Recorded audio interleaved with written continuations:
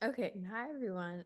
Today we're going to be talking about how to hold a discussion in mental health with your child. So this is a workshop aimed for parents, and we're talking about how to create a safe environment where you can discuss mental health with your child. Our workshop aims to inform parents on how to effectively and respectfully talk about mental health with their children. We'll discuss ways to openly communicate and set healthy boundaries, improving communication skills when it comes to talking about sensitive topics. So, understanding mental health. Essentially, mental health is acknowledging the value of our emotions, psychological, and social well being. So, mental health really is think of like your physical health. You have like some sort of an injury, but it's kind of a part of your brain. It influences how we think, how we manage stress, how we resolve conflict with people, and it like affects all kind of aspects of your brain. And so, a lot of common mental health challenges are like many people experience them in some point in their lives. It varies for different people, but it's just an impact on your thoughts, feelings, or behaviors. So these can be varied from like anxiety disorders, depression, stress, burnout, mood disorders, and they're caused by a variety of different reasons. So there's no exact like specific cause, but it's just like genetics, life experiences, and chronic stress. So they can really affect anyone regardless of their identity. Talking about mental health can be very daunting for people, especially when it comes to expressing one concern for a loved one. But don't worry, we're here to help inform you on some pointers that help you navigate a mental health discussion. When entering a discussion on mental health with somebody, we need to remember what we're trying to do. We're here to be someone for them to listen to, for us to talk to them about their mental health. It's not our role to provide an instant solution. We are a means to support the other person. No matter what they may be going through, it's unconditioned care that people need.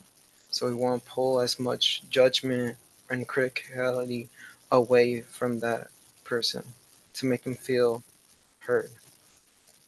And it's okay to not have all the answers, but there's something more sentimental that we have to provide for people who are struggling with their mental health. One of the most underrated skills a person can have is their ability to listen. This skill goes a long way when it comes to talking about somebody's mental health.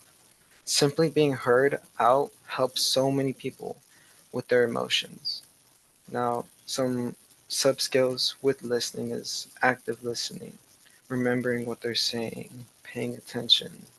Tone is also very important when it comes to listening because you want to pick up on any emotions that the other person's feeling. Body language, looking the other person in the eyes, turning your entire body to them, making them feel present in their surroundings and an environment that you're sharing with them. I already said paying attention, but mental notes is also very important when having a discussion about mental health. We want to see if we could pick up any patterns, not to diagnose anything, but just to be present and remember who we're doing this for. Stigma in mental health. Stigma can negatively impact a person's mental health, making them feel like they are unloved and hiding how they feel, making them suffer in silence, affecting them mentally and physically. Sometimes people come and see mental health as a joke, thinking people are faking for attention. Types of stigma. We have public stigma, self stigma, and structural stigma. For public stigma, it's having a negative belief and attitude towards people with mental health. Self stigma, having a negative belief and attitude about themselves, which they hold due to society. And structural stigma, this is when laws, rules, or the system in society treat a certain group unfairly. Acceptance. Accepting mental health can impact many young teens and older adults to communicate and grow from their fear of not being loved or cared for. This helps them not feel ashamed for how they feel and seeking help without overthinking whether they are going to be bullied or judged by others. Okay, so talking about mental health can feel overwhelming for both parents and kids, and setting healthy boundaries helps create a safe space where both can feel heard and respected. So, the key idea here is that boundaries don't mean shutting the other person out, they mean agreeing on limits so that conversations stay supportive and don't become overwhelming and daunting.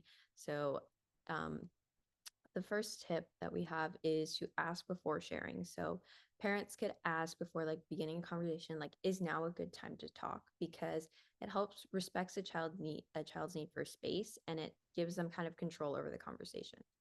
And the second tip is defining your comfort limits. So children can share what topics feel okay, but it's also okay for them to hold certain things back because it feels too difficult or too heavy at the moment. And so you could say, like, for example, I'm okay with talking about school stress, but I don't really want to talk about this other thing because it gives them it already sets up what your conversation will be about. And then the last tip is use time limits. This is really helpful because setting a time limit can make talks feel more like manageable and know that they have a ensured ending time. So you could say like, hey, could we talk about this for 15 minutes? Because it helps them like control the conversation and force it from becoming this like long lecture or become an argument or something more daunting. And so healthy boundaries really can help build trust. And when parents and kids agree on when and how to talk about these difficult topics, conversations specifically about mental health can become less stressful and more supportive and more effective overall.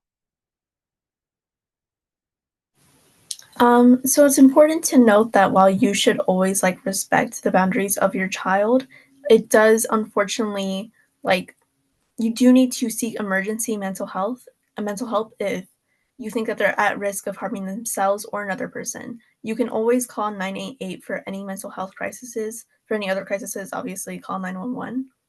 But if there's ever a point where you feel like your child is at like seriously thinking about harming themselves, harming you, harming someone else, then you do need to contact like some sort of like emergency help. Obviously, like 988 is like a preferred option.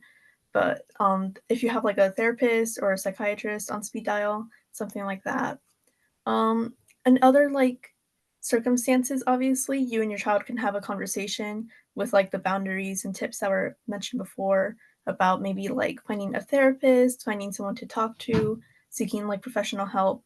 But of course, like in an emergency, call 988. In conclusion, talking to children about mental health is crucial for their well-being, and parents should focus on creating a safe space that encourages open dialogue without judgment. It's important to use age-appropriate language, normalizing mental health discussions to reduce stigma. Uh, Active listening and validating feelings are key, as in modeling healthy behavior and coping mechanisms. Parents should educate themselves about common mental health issues in children, encouraging kids to express their emotions more effectively. Being vigilant for warning signs such as changing behaviors or mood is essential. If persistent issues arise, seeking professional help is vital, as early intervention can make a significant difference. Staying informed about resources and support networks will help parents effectively navigate these conversations and foster resilience in their children. Okay. Well, Thank you. thank you for listening to our presentation. We hope that you got something out of it, whether you're a parent looking for ways to help connect with your child or just anyone really looking to learn about how to open conversations about mental health. So thank you so much.